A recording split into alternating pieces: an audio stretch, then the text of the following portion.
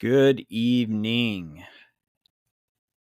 Perfect day to be sober.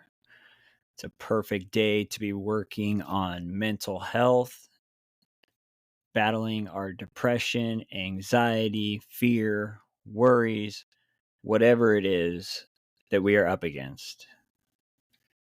I came across an interesting article this week, and it comes by no surprise.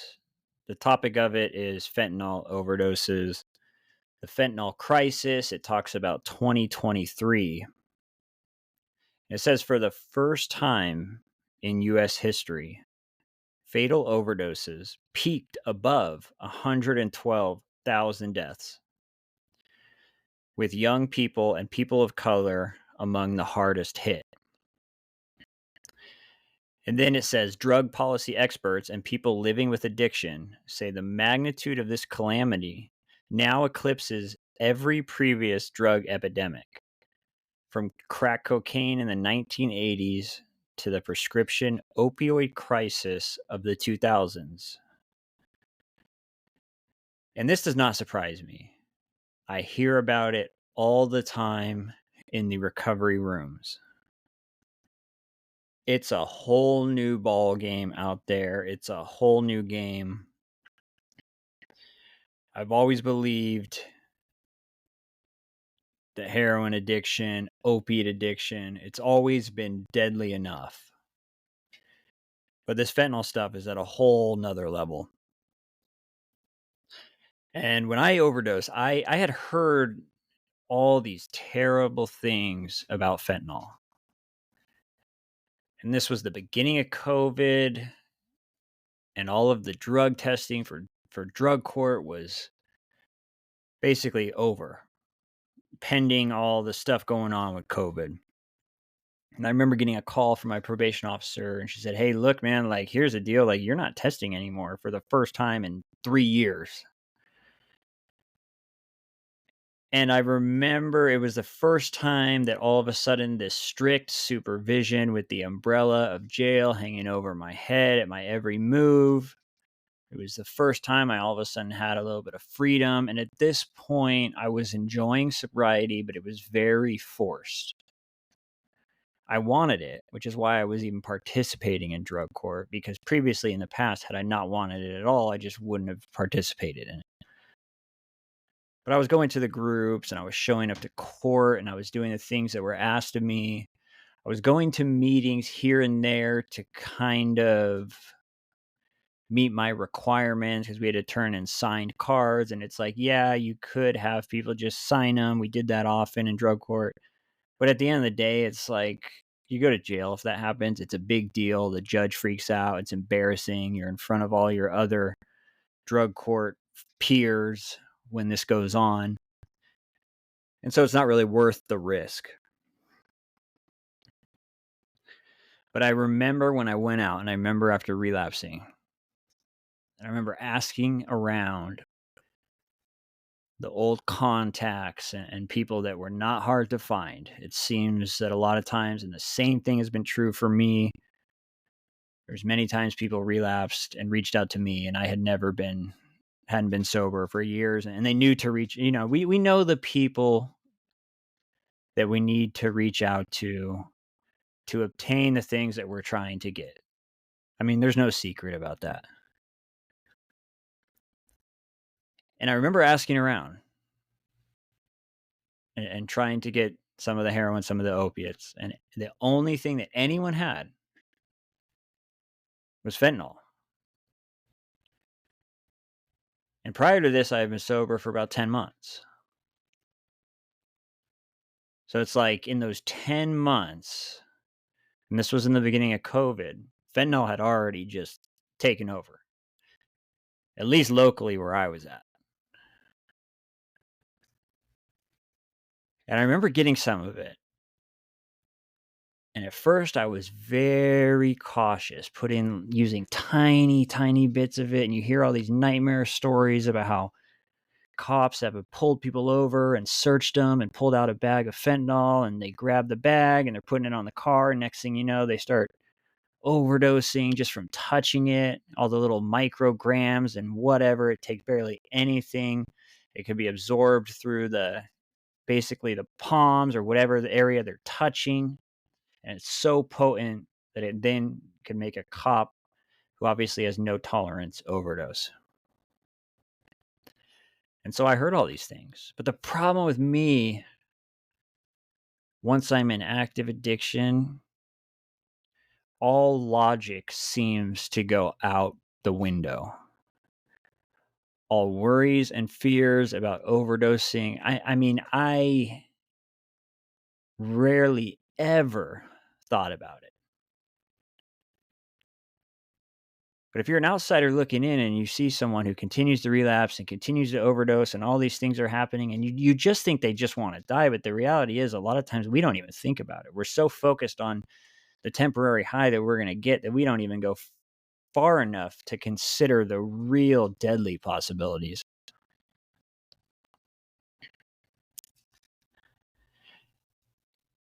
And I remember getting a hold of it. And I remember continuing to use it. And I remember I started using more and more of it. Confidence obviously grew. Remember the last hit that I took of it. I remember my last thought as I saw too much smoke coming towards me. And I thought, you know what? I think that's a little too much. And boom, I was out. Don't remember anything, didn't see anything. Basically came to with cops and paramedics around me.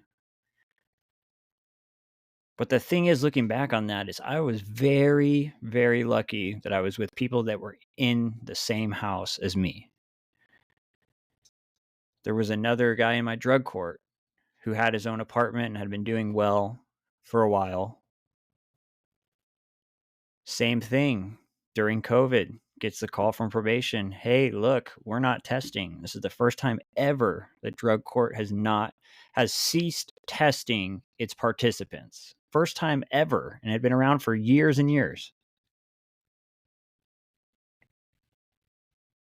He basically had the same thing happen to him, except they found him 2 days later because he didn't have anyone around. There was no one to Narcan him. There was no one to call the cops. There was no one to give him CPR.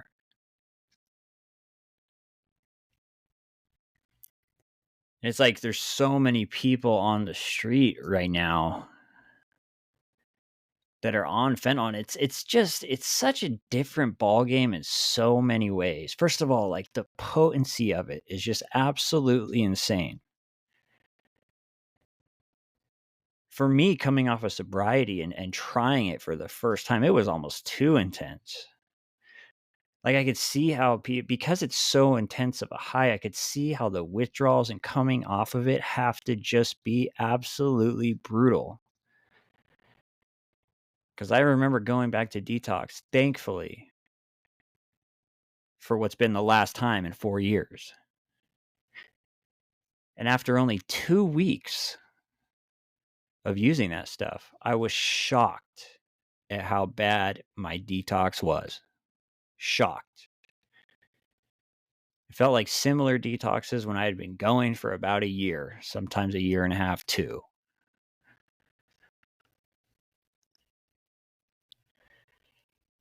And it's like all the people that are homeless and stuck on it, man, my heart goes out to them. That the hold that stuff has on you once you start messing with it is absolutely insane.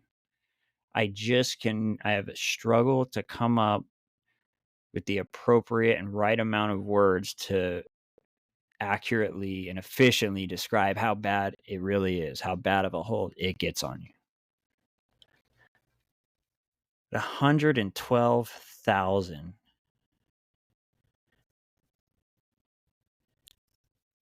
And I know that like they're changing laws and they're making things very strict on the dealers.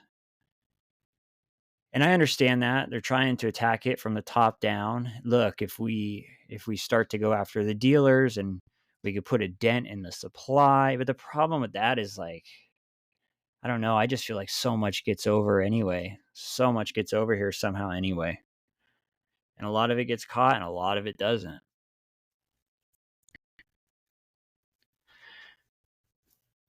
But that is so many people dying. And the thing about fentanyl too is like if you want a chance at transitioning from fentanyl use into sobriety, you pretty much have to do a medical detox. I just don't know how someone would go through 3-4 years of straight fentanyl run and be able to just start going to AA meetings and cold turkey kick and just be good to go. I would find that that would seem very unlikely. It would seem really, really hard to do.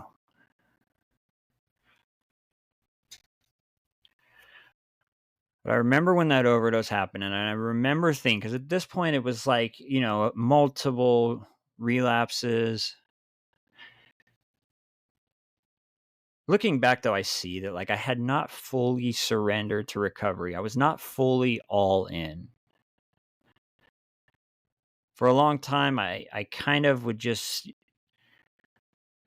work hard at combating my disease and go really hard at it for a few months and really get involved and share with others and call others and find new friends and things like that and start exercising and just really trying recovery and sobriety.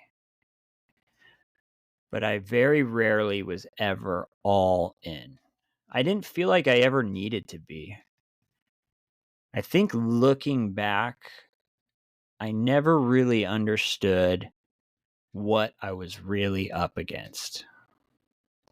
I had like this false belief that I had enough power within me to stay off drugs once I was really ready.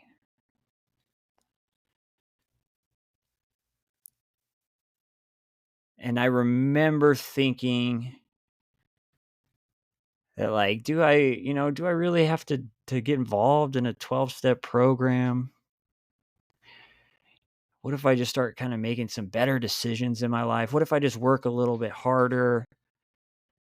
What if I get a little bit older and kind of grow out of this thing? But for me, there was no other way. And I asked people that. It's like, because there's a lot of people that they just don't want to mess around with 12-step programs for whatever reason. Maybe they went in like me, when they were younger and they just couldn't relate and they were turned off from then. Maybe it was some of the people they ran into at the 12-step programs that just turned them off and they assumed everyone in AA or NA was kind of like that and they just were over it. My thing is this, like I support anyone who is able to get sober. For me, like it doesn't matter what brings you into the rooms. And it doesn't matter what your bottom is either. It seems lately, compared to when I started first going to 12-step meetings years ago before I ever started to actually participate in their recovery program, when I would listen, like the main group of people is I would listen to them talking about sobriety and addiction, it seemed like their bottoms were pretty low. But things seem to be changing in recovery nowadays. People are coming in sooner. People are starting to get help before they have these terrible experiences and terrible low bottoms. And I see some people are kind of like, they don't take them seriously. They're like, oh, well, you haven't drank as much as I have, and you haven't done this, and you haven't done that. I don't see it that way. I see it as like, look, if you can come in early and avoid a lot of the pain that a lot of us had to go through in order to start taking this seriously and surrender, then good for you. And it's a hard thing because when people ask me, like, what would you say to someone who is really going through it and they're 2 years into a heroin run, what would you say to them to get them to stop that? And it's like, and I have a hard time coming up with words. It's like, what do you say? You're obviously there for them. You tell them what you went through. You tell them what you're doing differently. But each person, it seems, has to kind of come to the conclusion that they need more help and that they can't do it on their own. I had someone reach out to me this week I post like TikTok posts on sobriety, recovery, addiction, mental health, different stuff. And I had someone reach out to me, and I won't say any names, but it was a guy who was basically saying that he denies his addiction and he acts like it's not there. And he's been on pills for a long time and he doesn't admit that he has a problem. And he kind of pushes it to the side. And I said, "Well, what kind of pills are you doing?" He said, "Opiates."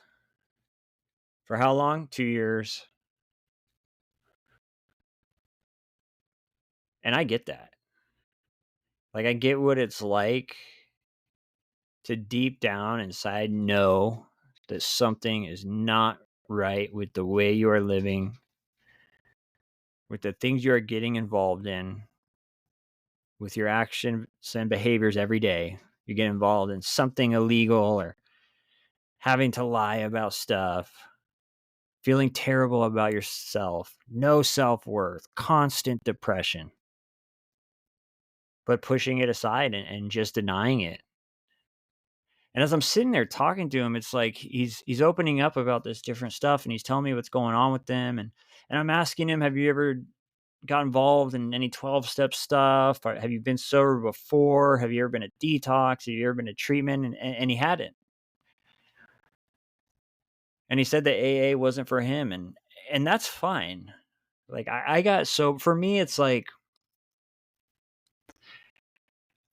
I got involved in AA or NA, either one. I go to either meetings. It doesn't matter. Sometimes I go to CA, Cocaine Anonymous, Methamphetamine Anonymous, you name it. I go there. It doesn't matter.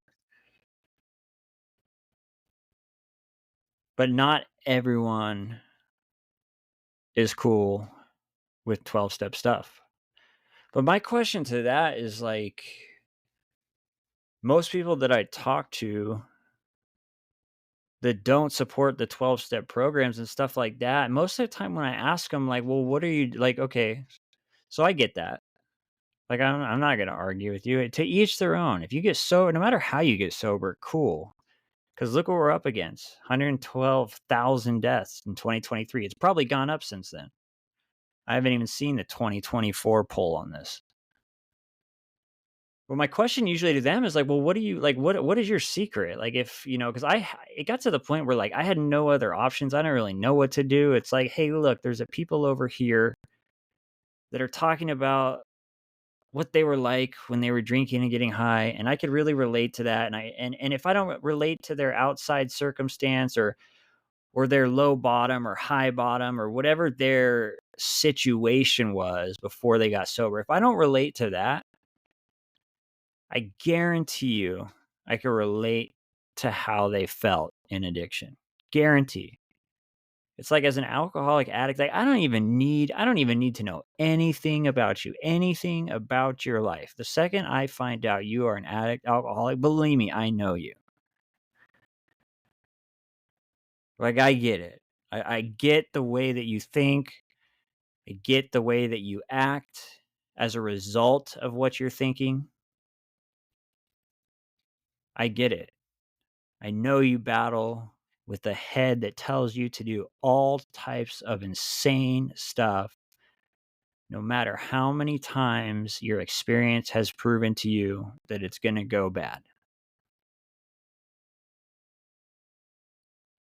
Like, I know what it's like to drink against my own will. It's crazy.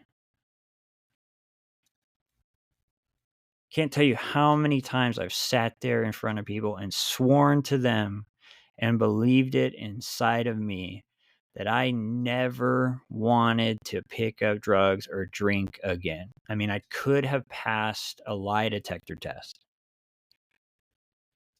because inside of me, I actually believe it. I believe it. And so many times I wanted to stop.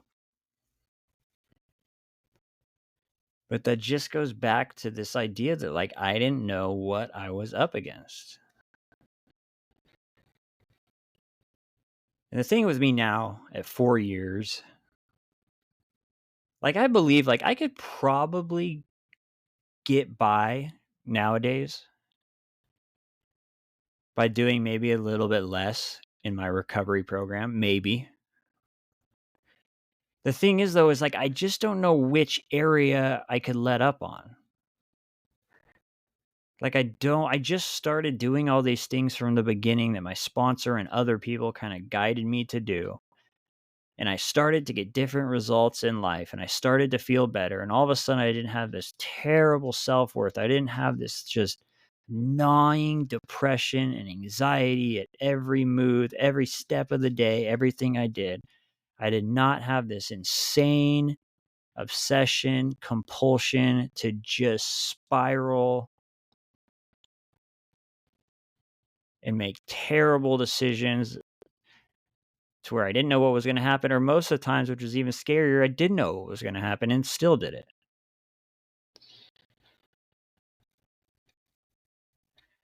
And all of that started to get a little bit better. And I started to realize, like, wait a second. Like, there's something to this. All these things that just seemed like complete bullshit, or, these little sayings on the wall, or just keep it simple, one day at a time, all these different things I would hear. And I just thought they sounded so weird at first. And a lot of it didn't make too much sense. And I'm reading this AANA book, and the AA book is from years ago. And some of the language is kind of weird. And people are holding hands after the meeting and doing prayers. And I'm like, what the hell is going on? But I got so desperate, I was like, what do I have to lose? I might as well try it. And all of a sudden, I started doing what was suggested. Started meeting new people that were sober, started doing different things. And all of a sudden, I'm getting different results in life. And I just continued to do it. And a little bit out of fear. A little bit is fear. It's like, dude, I don't want to go back to that. 112,000 deaths. I do not want to go back to that. Because sobriety can get rough, and there's going to be days that just suck. I think we have this idea, a lot of us do, or I'll speak for myself. I had this idea,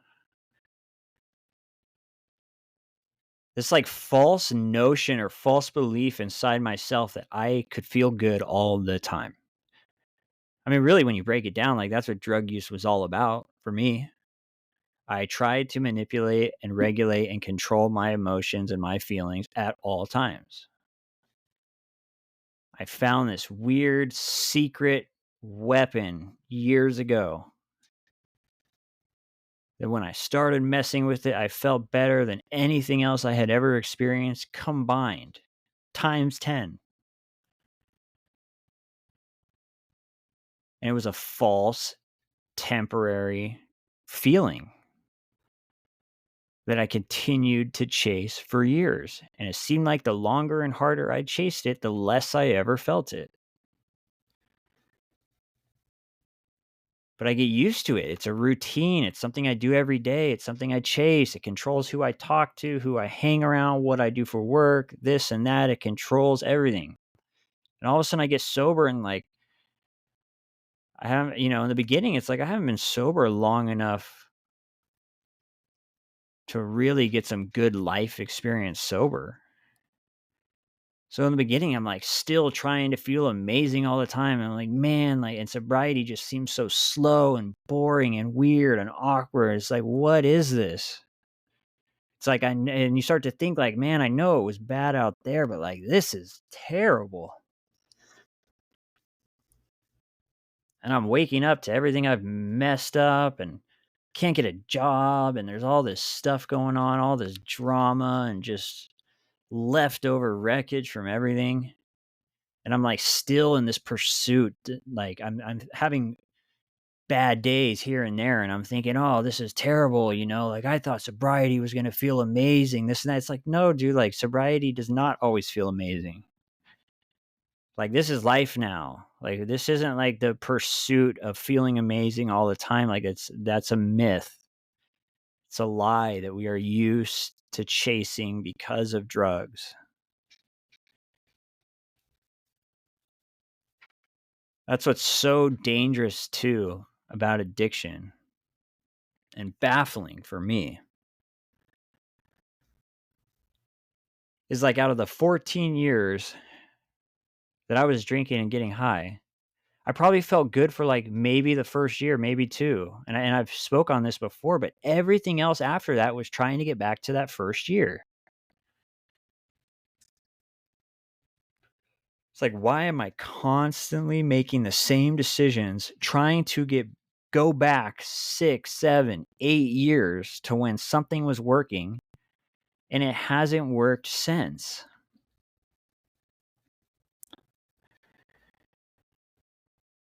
It's all part of the pursuit. A lot of fake pursuits in addiction. Pursuing feeling good all the time. It's not reality. And I think for a lot of us, we have a hard time when we first get sober because life starts to hit us. And we're also way hypersensitive. It's like me, like I hadn't felt anything in years. Hadn't felt stress, hadn't felt happy. A lot of times it was just numb. And then all of a sudden these emotions start flowing in. It's like, man, you're so sensitive to everything because you haven't felt it in years. So the rough days feel terrible. It's like why everything was so black and white. It was because I was so sensitive to everything in the beginning.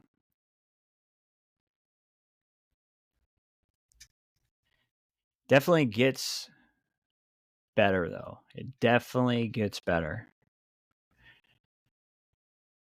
And when I was talking to that guy, I basically said what I know to say is like, hey man, you ever need someone to talk to, you can always hit me up. I suggest getting connected in your area. I mean, and it's hard to really talk to someone who's 2 years in. Like, obviously I'm going to try. I'm always going to try. I'm always going to let them know I'm there if they want to talk. If they ever need resources or anything, hit me up whenever, anytime. But like if I had those magical words to get someone that's 2 years into addiction to just magically stop using, like there wouldn't be treatment centers. There wouldn't be AA. People that just had this gift would just be talking people down from the ledge of addiction all the time. The reality is it just doesn't work like that. It's always worth a try though. I think it's always worth a pitch, always worth the try to just let them know, hey, look, I've been there. I get it. You're not alone. There's hundreds, thousands of people all over the world that get what you are going through.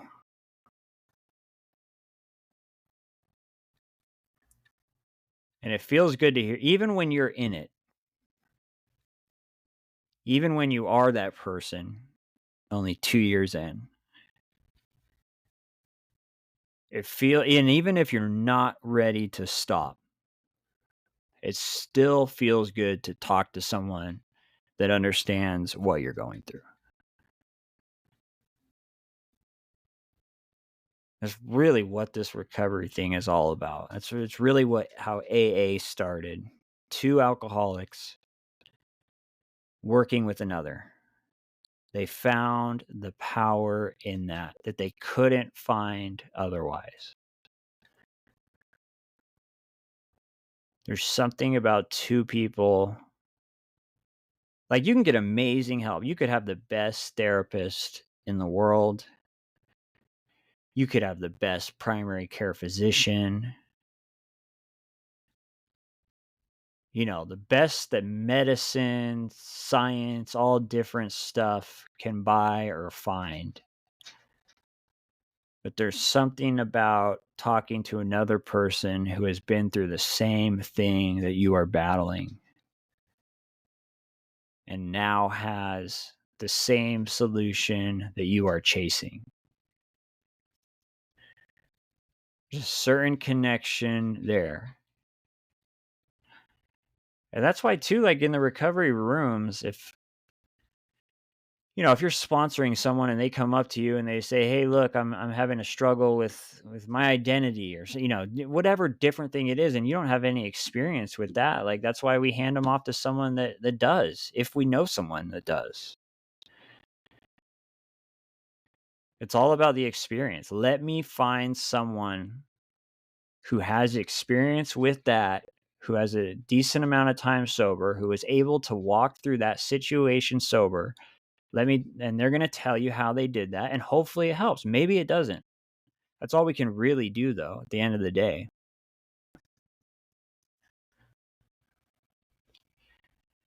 It's scary, though. I mean, looking at these numbers, it's a serious thing. It's a scary thing. The fentanyl nowadays is so potent. You just don't live a long life on that stuff. The delusion for me was that the reason why I did it, I knew that I would probably die from it, but the reason why I continued to do it is because I had this idea in my head that I could stop when I wanted to, that I still had control. It's like, yeah, because people would say, look, man, like that stuff's so powerful, it's going to kill you. And it's like, yeah, I know, I get that, but like I can stop when I want. It was delusional. I had no control over when I would stop that stuff. And I think with the fentanyl is it is so strong that if you get to the point where you start to experience it, you just get pulled in so fast.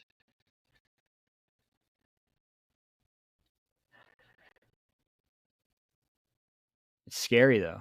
And there's people dying because of it left and right.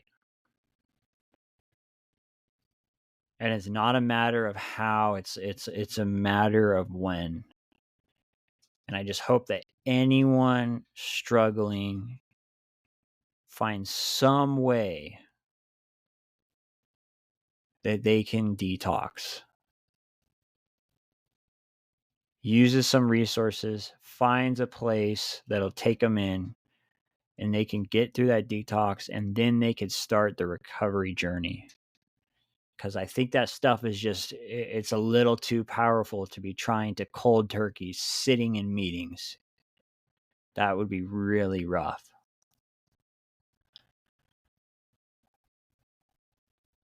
And I hope that the fentanyl situation gets better. I don't know what the answer is. I have a lot of people that talk to me about fentanyl because they know that I obviously almost died from it, and they know that I have thoughts on it and stuff like that, but I just don't know what the answer is. I don't know where you start. I mean, I understand why they're going for the dealers. That makes sense to me. Try and cut off the supply and hopefully cuts it off to the users.